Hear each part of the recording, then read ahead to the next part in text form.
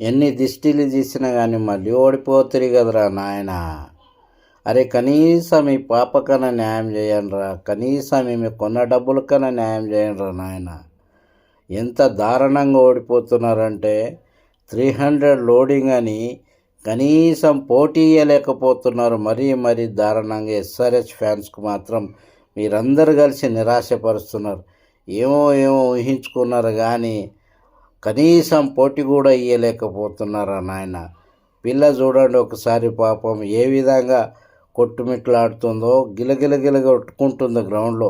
మీకు అదే ఈ గోయంగాడు ఓనర్ ఉండేడుతుండే మీకు మింగుతుండే మంచిగా. మీరు చూసిరు కదా కేఎల్ రాహుల్ని ఎట్లా తిట్టిండో. కేఎల్ రాహుల్ని మ్యాచ్ ఓడిపోతే తిడితే ఢిల్లీలో వచ్చి పడ్డాడు. పంత్ ఒక్క మ్యాచ్ ఓడిపోతేనే తిడితే మళ్ళీ రెండో మ్యాచ్ గెలవడానికి ప్రయత్నం చేసారు వాళ్ళు. ఇలాంటి ఓనర్ ఉన్నాడు. అప్పుడు మీకు మంచి మింగుతుండే మంచిగా.